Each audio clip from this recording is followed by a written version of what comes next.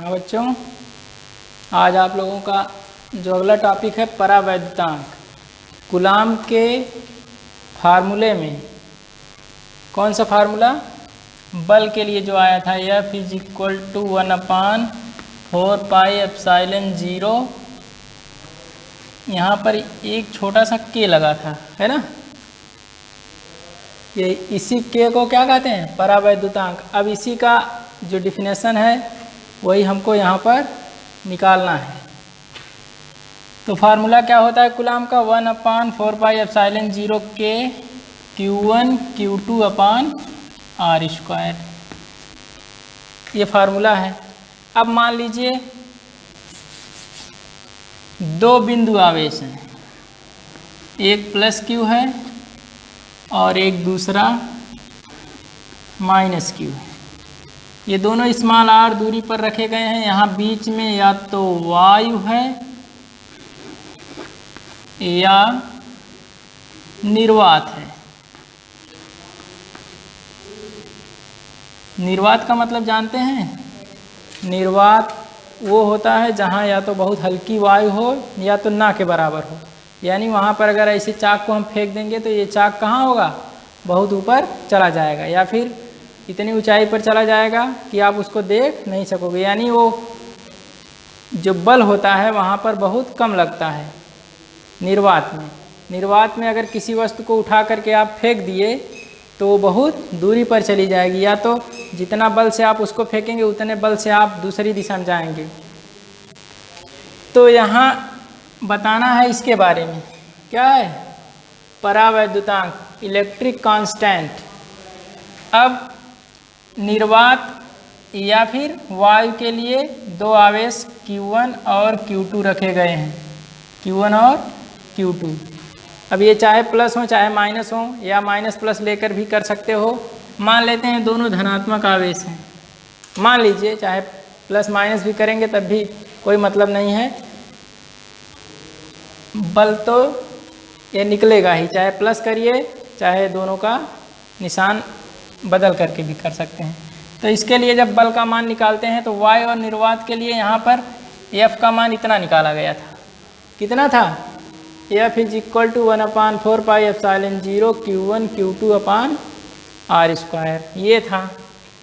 इसको मान लेते हैं पहला। ये किसके लिए है, जब दोनों के बीच, किसके बीच, दोनों आवेशों के बीच, जब दोनों आवेशों के बीच वायु हो या फिर निर्वात हो तो F का मान 1/4πε0 Q1 Q2/r² होगा। और ये पहली स्थिति हो गई। ये कौन सी स्थिति, पहली स्थिति। और इसके बाद हम क्या करते हैं, दूसरी स्थिति में इन्हीं आवेशों के बीच Q1 और Q2 के बीच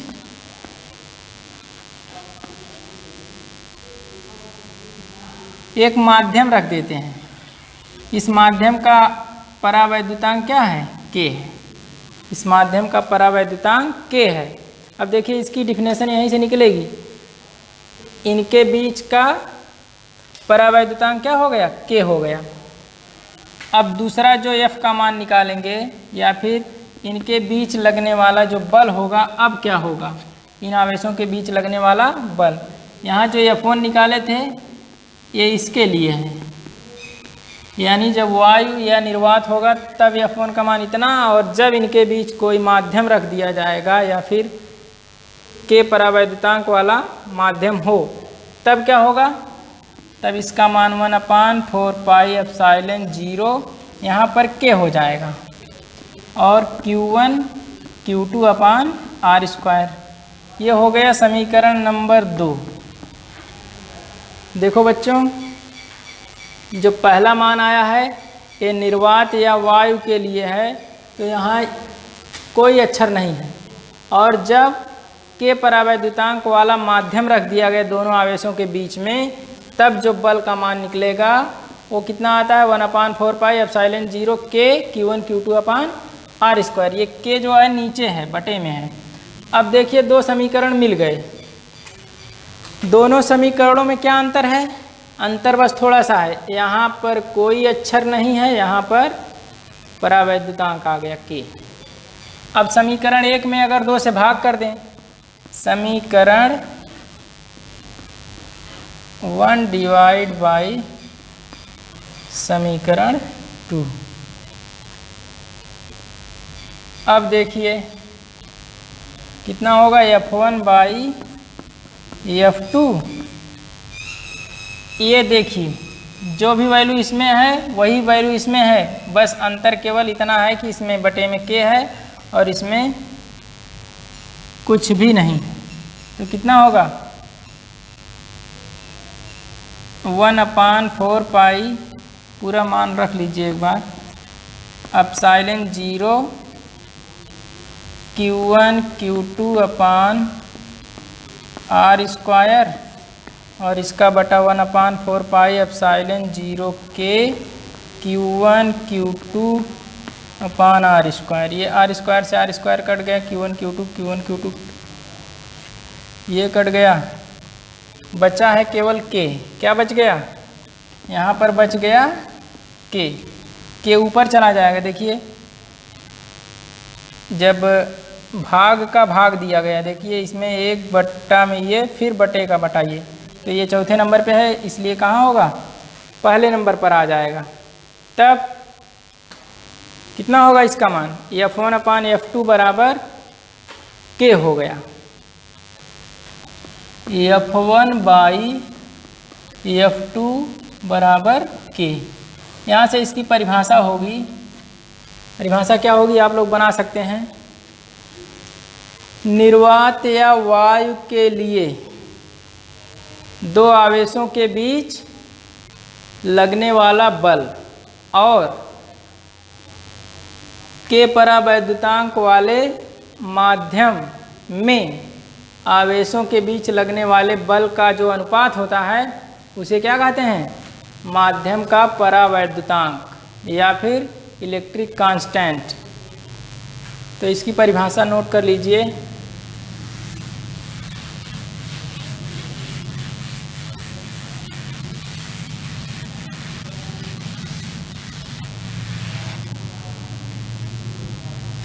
कितना है, देखिए F1/F2 है। F1 क्या था, किसी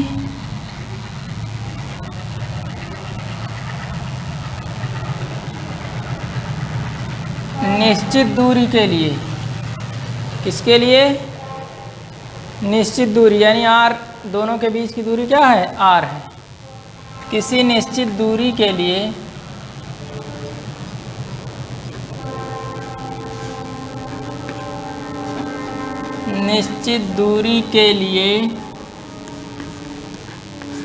दो बिंदु आवेशों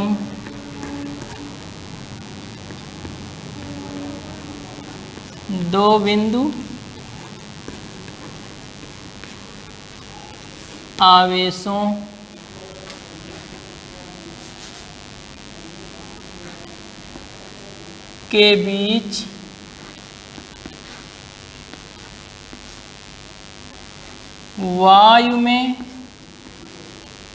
वायु या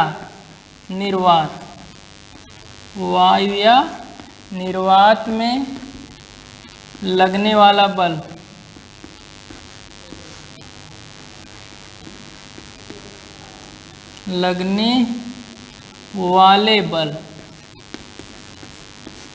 और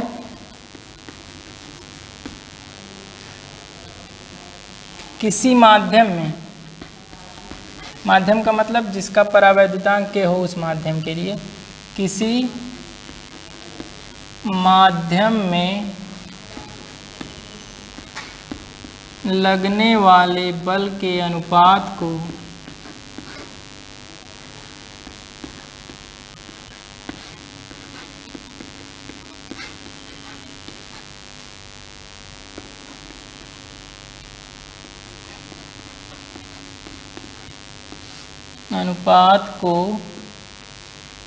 क्या कहते हैं, परावैद्युतांक।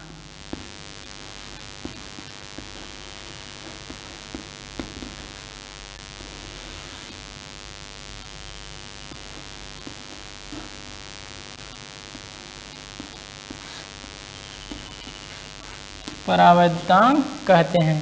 इसे कैपिटल के से प्रदर्शित करते हैं। तो इसको अभी पूरा विस्तार से आप लोगों ने देखा, परिभाषा को भी नोट कर लीजिएगा।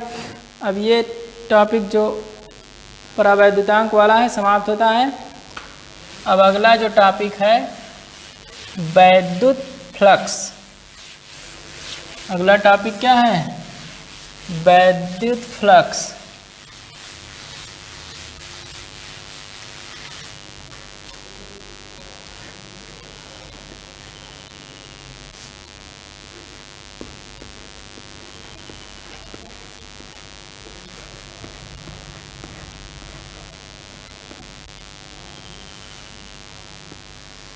वैद्युत फ्लक्स अंग्रेजी इसकी होती है इलेक्ट्रिक फ्लक्स।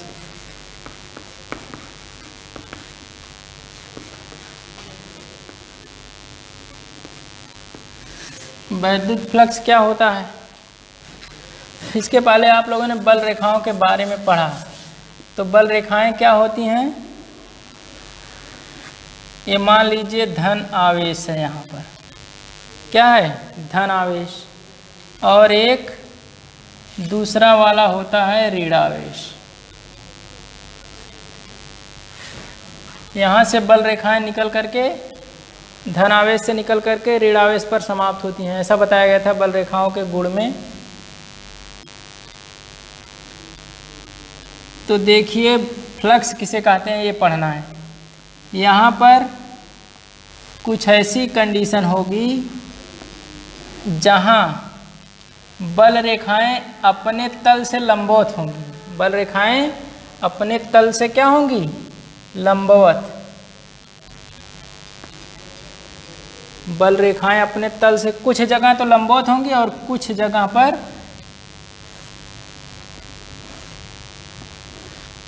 लंबवत नहीं होंगी।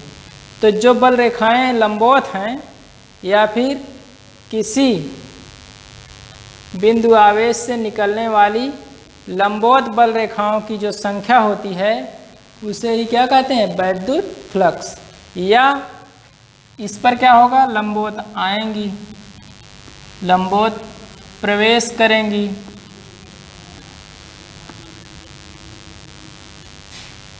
तो इसके लिए किसी बिंदु आवेश से लंबवत निकलने वाली या किसी बिंदु आवेश पर लंबवत प्रवेश करने वाली बल रेखाओं की संख्या को वैद्युत फ्लक्स कहते हैं। क्लियर है? अगर धनात्मक है तो उससे निकलेंगी, अगर बिंदु आवेश ऋणात्मक है तो उस पर प्रवेश करेंगी। इस प्रकार से ये वाला वैद्युत फ्लक्स की परिभाषा आप लोग नोट करिए। वैद्युत फ्लक्स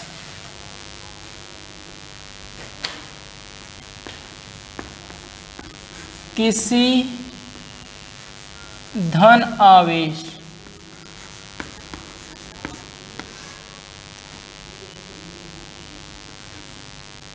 पर लंबवत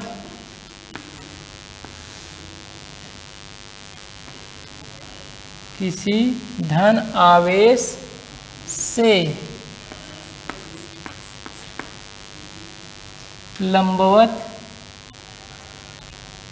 बाहर जाने वाली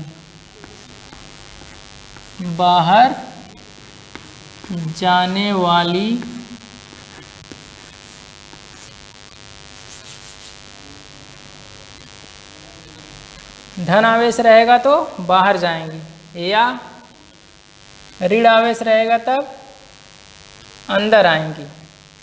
बाहर जाने वाली या ऋण आवेश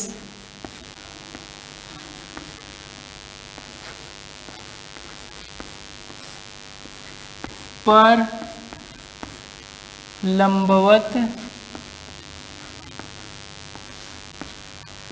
प्रवेश करने वाली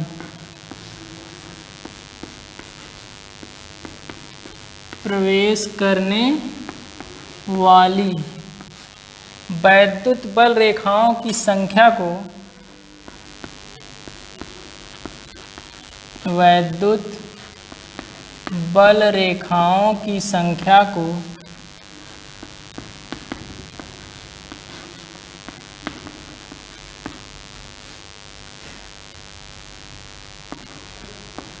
क्या कहते हैं?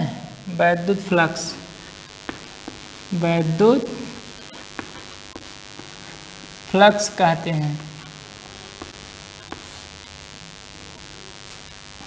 फ्लक्स कहते हैं। इसे किस अक्षर से प्रदर्शित करते हैं? Electric flux. तो इसे देखिए, फाई जो होता है, इसे फाई ई से, E for electric, phi for flux हो गया, इलेक्ट्रिक फ्लक्स, यानी फाई ई से इसको प्रदर्शित किया जाता है। यहाँ बगल में छोटा सा ई लिख देंगे, से प्रदर्शित करते हैं।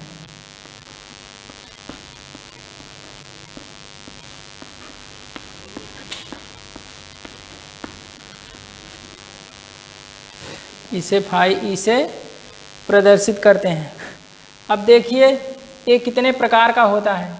अभी बताए हैं ये वाली धन आवेश से लंबवत बाहर जाने वाली या ऋण आवेश पर लंबवत प्रवेश करने वाली वैद्युत बल रेखाओं की संख्या। बहुत ही साधारण परिभाषा है और आप लोग इसे याद करिएगा, परीक्षा में 1 नंबर का पूछा जाएगा। वैद्युत फ्लक्स क्या होता है या फ्लक्स क्या होता है, तो क्या करेंगे, इसी की परिभाषा आप बताएंगे। किसी धन आवेश से लंबवत बाहर जाने वाली या ऋण आवेश पर लंबवत प्रवेश करने वाली वैद्युत बल रेखाओं की संख्या को वैद्युत फ्लक्स कहते हैं। इसे फाई ई से प्रदर्शित करते हैं। और ये कितने प्रकार का होता है? ये 2 प्रकार का होता है। कितने प्रकार का? 2 प्रकार। पहला क्या है? धन वैद्युत फ्लक्स या धनात्मक वैद्युत फ्लक्स। धनात्मक वैद्युत फ्लक्स।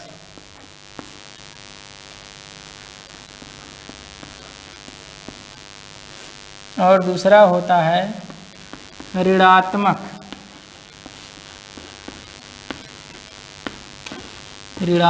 वैद्युत फ्लक्स।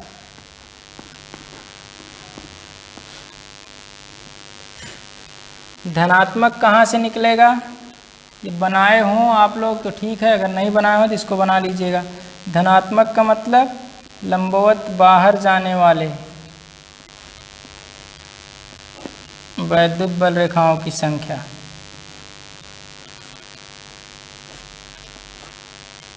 ये धनात्मक में है। और दूसरा है ऋणात्मक वाला, लंबवत प्रवेश करने वाली वैद्युत बल रेखाओं की संख्या। ये ऋणात्मक है, यानी जब प्रवेश करेगा तो ऋणात्मक वाला होगा और जब बाहर निकलेगा तब धनात्मक वैद्युत फ्लक्स होगा। तो इसे नोट करिए और बनाइए।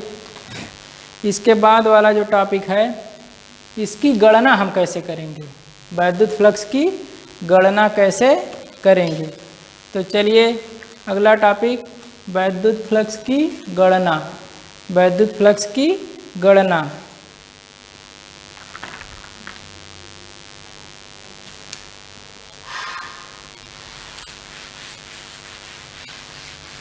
वैद्युत फ्लक्स की गणना। आप लोग इसको नोट करिएगा और जहाँ भी कन्फ्यूजन हो उसे आप पूछ सकते हैं कमेंट बॉक्स में जा कर के। जो भी हो उस कमी को बताया जाएगा।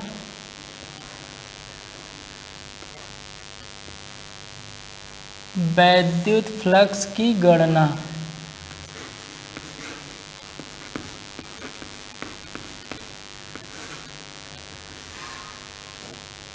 Calculation of electric flux.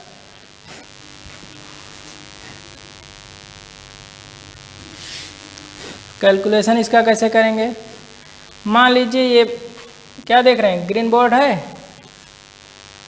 इस ग्रीन बोर्ड को मान लीजिए एक क्षेत्रफल वाला पृष्ठ है। इस पृष्ठ के सूक्ष्म क्षेत्रफल को मान लेते हैं, ये सूक्ष्म क्षेत्रफल ये वाला, जहां हम अभी वैद्युत फ्लक्स की गणना करेंगे। मान लिए यही हो गया,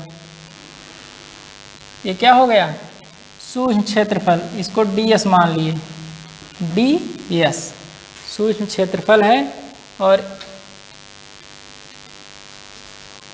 इसी पर हमें क्या निकालना है, वैद्युत फ्लक्स की संख्या या फिर बल रेखाओं की संख्या। तो जो वैद्युत क्षेत्र होगा इस दिशा में होगा, कैपिटल E हो गया। और इस पर इस तल के लंबवत या पृष्ठ के लंबवत जो रेखा है यही है n। ये क्या है, n है। ये देखिए इस तरह से नहीं है, ये ऐसे बाहर की ओर है। किधर, बाहर की ओर है ये जो n है। और इस n और E के बीच यानी वैद्युत क्षेत्र के बीच जो कोण है वो थीटा है। कौन सा कोण है, थीटा है। तो अब क्या करते हैं, इस E के, ये सदिश राशि है तो इसके दो कंपोनेंट्स होंगे। कितने कंपोनेंट्स, दो। उनमें डिवाइड करिए इसको, तो एक कंपोनेंट्स इधर होगा, इसको क्या बोलेंगे। अब देखिए एक इधर है और इससे ये इसके जो पृष्ठ है इसके लंबवत ये वाला तल है, तो इसको बोलेंगे क्षैतिज, या फिर इसे ई साइन थीटा, सॉरी क्षैतिज नहीं है ये लंबवत घटक, इसको बोलते हैं ई साइन थीटा। और जो क्षैतिज वाला होता है यानी इसी के तल के, ये वाला तल देख रहे हो ना, यही है तल। अब इसी के लंबवत, इसी के क्षैतिज में जो होगा, क्षैतिज का मतलब इधर हो सकता है। अब ये तल है तो तल के या तो इधर या तो इधर, तो यही मान लिए इस दिशा में है, तो ये होगा E cos theta, E cos theta. अब एक तो ई कॉस थीटा हो गया और एक ई साइन थीटा। हमको निकालना क्या है, वैद्युत फ्लक्स यानी फाई ई का मान निकालना है। इसका मान, फाई ई का मान, फाई ई बराबर होता है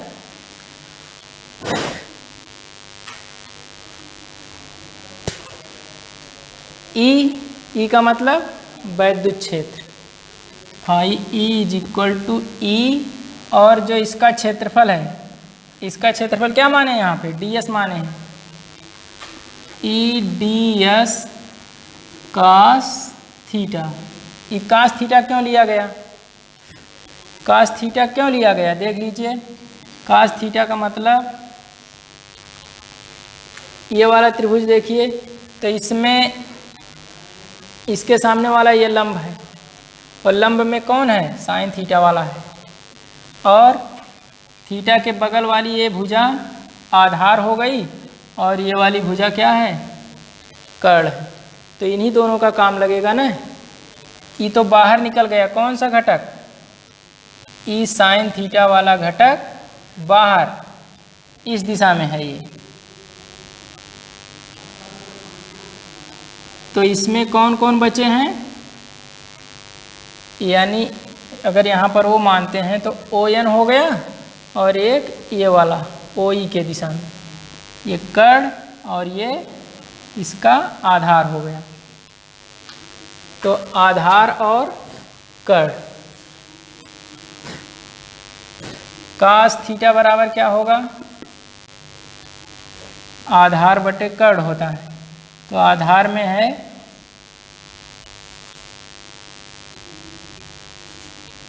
ई कास थीटा और कर्ण में है कैपिटल ई।